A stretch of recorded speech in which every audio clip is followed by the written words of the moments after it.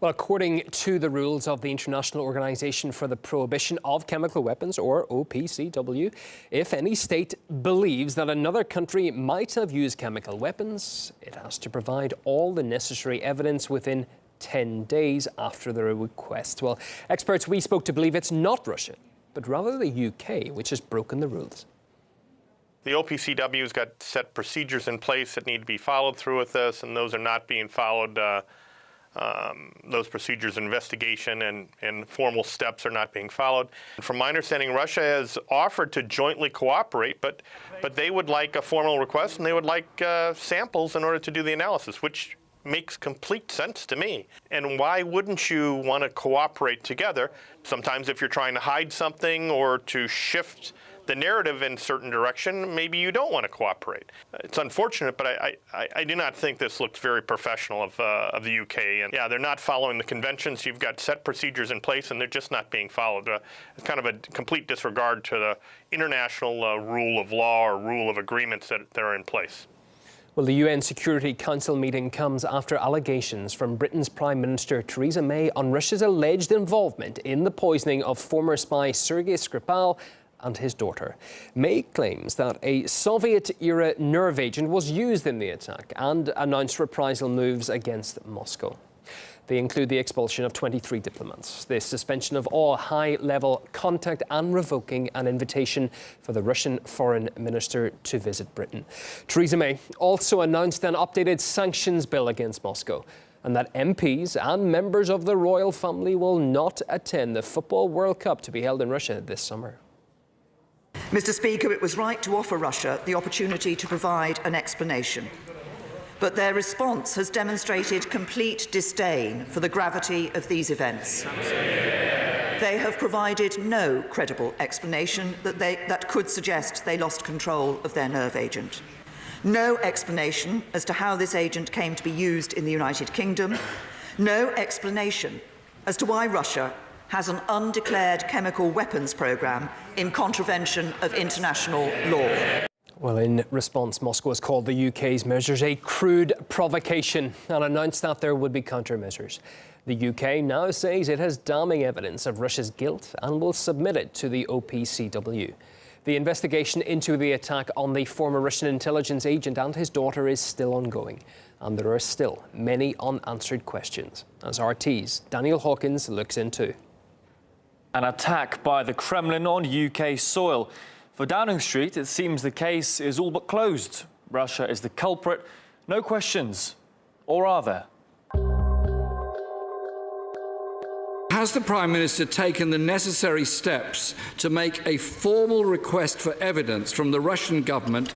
Given the gravity of the accusations, an official request seemed like a reasonable ask.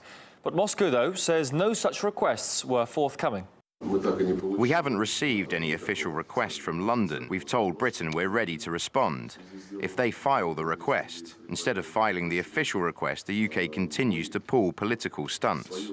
Moscow also said it would cooperate in a joint investigation within OPCW parameters. It seems this offer was unacceptable to the UK government.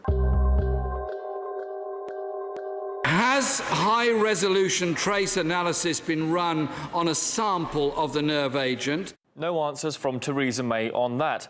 But the Prime Minister believes there's already enough evidence to make it highly likely this was an attack ordered by the Russian state, guilty as charged. Mr. Skripal and his daughter were poisoned with a Novichok, a military-grade nerve agent developed by Russia. Means, motive and opportunity are usually needed to prove criminal guilt. The nerve agent Novichok, allegedly used in that attack, was actually developed in the Soviet Union decades ago. And the OPCW officially confirmed Russia had concluded the destruction of its entire chemical weapons stockpile last year. How has she responded to the Russian government's request for a sample of the agent used in the Salisbury attack to run its own tests? Apparently, no response and no sample. Why the secrecy, if this is such an open and shut case? In the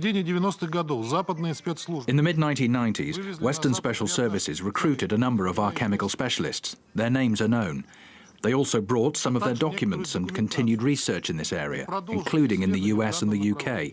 The results achieved by those countries in creating new poisonous substances that, for some reason, are classified under the common name Novichok in the West, are confirmed and represented in more than 200 open sources from NATO countries.